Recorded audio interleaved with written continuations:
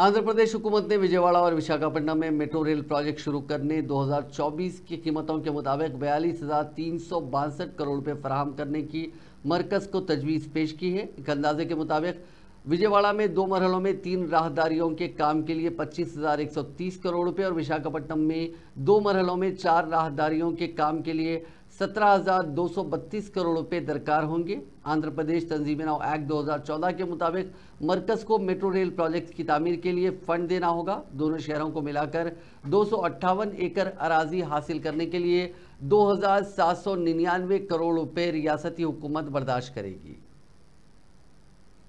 आंध्र प्रदेश के वजीर information technology व इलेक्ट्रॉनिक्स एंड लोकेश ने कहा कि chief minister N Chandrababu Naidu की क़यादत में रियासती हुकूमत ने सनतों के क़याम के लिए साजगार माहौल फराहम किया है और नौजवानों को बड़े पैमाने पर रोज़गार फराहम करने पर खुसूसी मराद भी दिए जा रहे हैं। अमेरिका के अपने एक हफ्ते तवील दौरे के आखिरी दिन लोकेश ने न्यूयॉर्क सिटी में एक स्टार होटल में सनतकारों के साथ मुलाकात की और उनके यूनिट्स के क़याम के लिए आंध्र प्रदेश में दस्तयाब सहूलियात से वाकिफ करवाया। उन्होंने कहा कि आंध्र प्रदेश में इकोनॉमिक डेवलपमेंट बोर्ड कायम किया गया है जो सनतों के क़याम में होने वाली ताख़ीर के इंसदाद में ममदूद माउन साबित हो रहा है और फौरी इजाज़तनामे जारी किए जा रहे हैं। कई करोड़ रुपए के ऑनलाइन तिजारत के एक अहम मुलजिम दीपंकर बर्मन की मिल्कियत वाली डीबी स्टॉक लिमिटेड के ऑनलाइन ट्रेडिंग स्कैम से मुबैना ताल्लुक़ पर हैदराबाद में वी जगदीश प्रसाद नामी एक शख्स को गिरफ्तार कर लिया गया। एक सीनियर पुलिस ओहदेदार ने हफ्ते को कहा कि हैदराबाद पुलिस की साइबर क्राइम ब्रांच ने प्रसाद की गिरफ्तारी अमल में लाई। उन्होंने कहा कि मुलजिम हैदराबाद में डीबी स्टॉक लिमिटेड की एक ब्रांच चला रहा था और आवाम से उसने ये कहते हुए कम से कम 7 करोड़ रुपए जमा कर लिए कि उन्हें मार्केट शरह से ज़्यादा रिटर्न दिए जाएंगे। पुलिस ने कहा कि प्रसाद ने सरमायाकारों को 120% मुनाफे का लालच दिया था।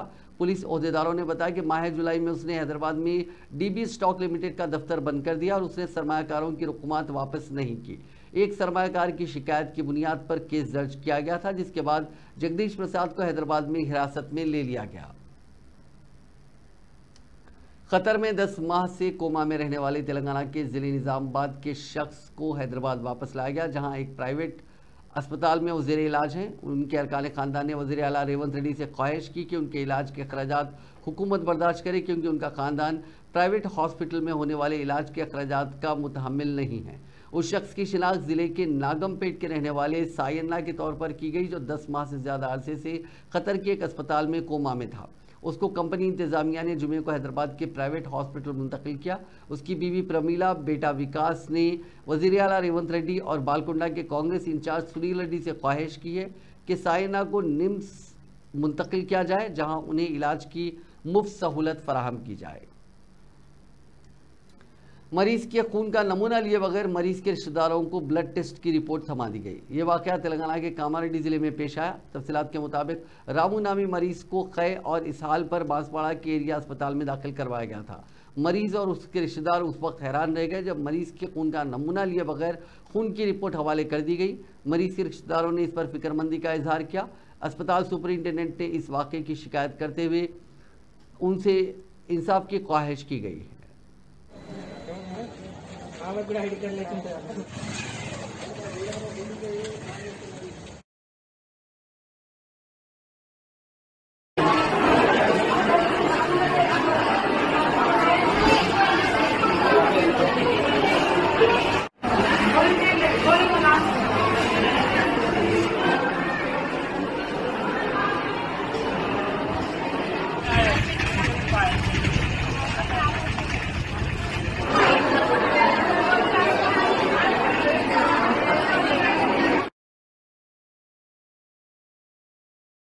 బాన్సాల్లో గవర్నమెంట్ హాస్పిటల్లో పేని రామవ్వ అని మద్దెల చెరువు పిట్ల మండల్ హాస్పిటల్కి వచ్చిన పేషెంట్కు బ్లడ్ తీసుకోలేరు ఆయన బ్లడ్ రిపోర్ట్ తీసుకొని నాకు ఇచ్చిర్రు।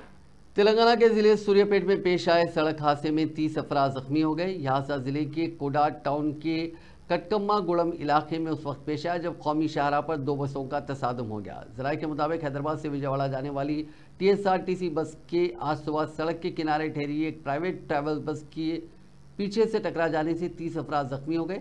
जख्मियों में 4 की हालत तशवीशनाक है। पुलिस ने मौके पर पहुंचकर 108 एम्बुलेंस की मदद से जख्मियों को कुडाट के सरकारी अस्पताल मुंतकिल किया। कौमी शाहराह पर सड़क हादसे की वजह से कई किलोमीटर तक ट्रैफिक में खलल पड़ा।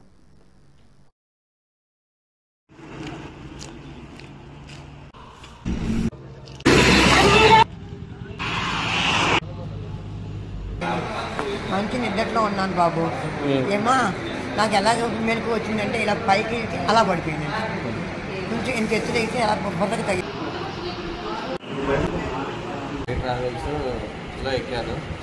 కోదాడ దగ్గర వచ్చిన కోదాడ బైపాస్లో వెనక నుంచి ఆర్టీసీ బస్ వచ్చేసి ట్రావెల్స్ని కొట్టేసింది. ట్రావెల్స్ లోపలికి వెళ్ళిపోయింది. దాదాపు ఒక पुराना शहर हैदराबाद के किशनबाग इलाके की एमओ कॉलोनी में स्क्रैप के गोदाम में कल शब बड़े पैमाने पर आग लग गई। मकामी अफराद ने आग बुझाने के काम में मदद की, क्योंकि गलियां तंग होने की वजह से फायर ब्रिगेड मकाम वाक़े पर नहीं आ सका।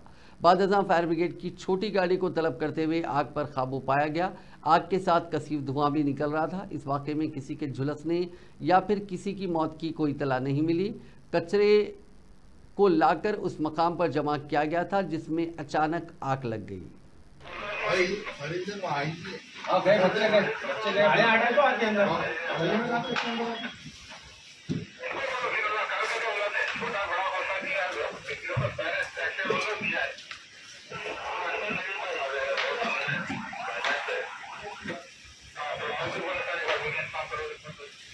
मारो गुजरे मारो ये करवा लेना नहीं है बहुत नलका है मारा नलका वो साइड वो कोने में मारो कोने में भी वो साइड कोने में किसका ये इधर का ये किसका है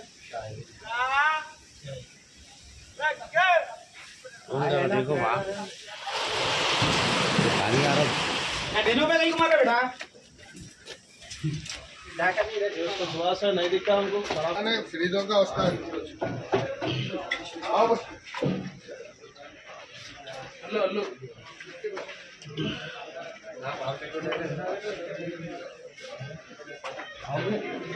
कुछ गई भाषा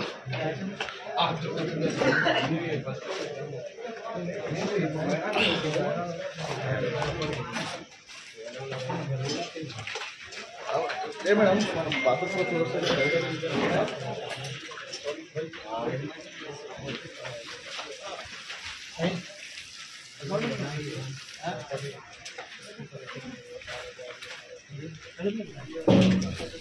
पुराना शहर हैदराबाद के संतोष नगर पुलिस स्टेशन हुदूद की एक मंदिर में कल शब आग लग गई। इस वाक़े की इत्तला मिलते ही फायर ब्रिगेड और पुलिस का अमला वहां पहुंच गया।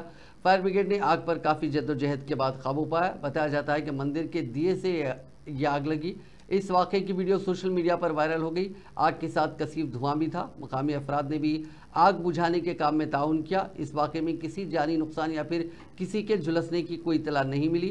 मंदिर के जिम्मेदार नरसिंह राव ने मीडिया को बताया कि इस मंदिर में कोई वॉचमैन भी नहीं है। उन्होंने कहा कि एंडोमेंट डिपार्टमेंट को इस बात की इत्तला दी जाएगी।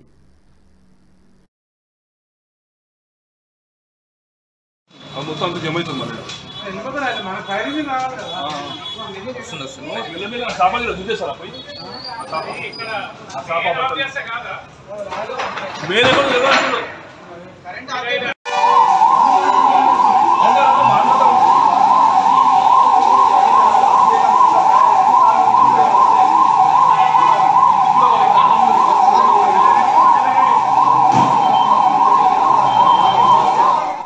एटीएम से रकम की चोरी की कोशिश की इतला पर पुलिस ने चोर को पकड़ लिया। ये वाकया तेलंगाना के ज़िले निर्मल में पेश आया।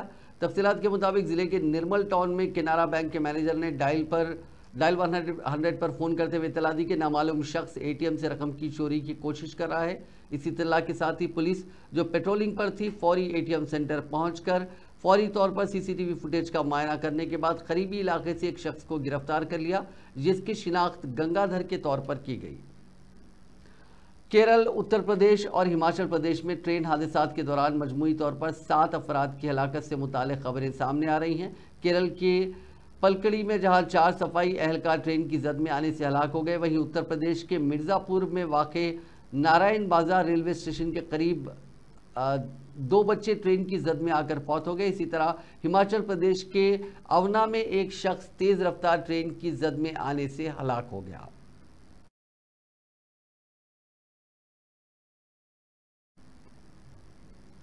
कानपुर के सीसा मऊ असेंबली सीट से समाजवादी पार्टी उम्मीदवार और इरफान सोलंकी की अहलिया नसीम सोलंकी के जरिए मंदिर में जाकर शिवलिंग पर जल चढ़ाने का मामला अब तूल पकड़ता जा रहा है। नसीम सोलंकी के खिलाफ ऑल इंडिया मुस्लिम जमात के कौमी सदर मौलाना मुफ्ती शहाबुद्दीन रजवी ने फतवा जारी कर दिया। उन्होंने फतवे में कहा कि ये शरीयत के खिलाफ है। नसीम सोलंकी ने इस फतवे पर कोई भी रद्द-ए-अमल जाहिर करने से साफ इनकार कर दिया। दरअसल नसीम सोलंकी ने दिवाली के दिन शिव मंदिर में पूजा करने के बाद दीप जलाए थे, साथ ही उन्होंने शिव मंदिर में जल भी चढ़ाया था। उनकी ये वीडियो सोशल मीडिया पर वायरल होने के बाद कई तरह के सवाल उठने लगे थे। वहीं मंदिर ने भी इस पूरी मंदिर का शुद्धिकरण किया है और वहां पर साफ सफाई की है।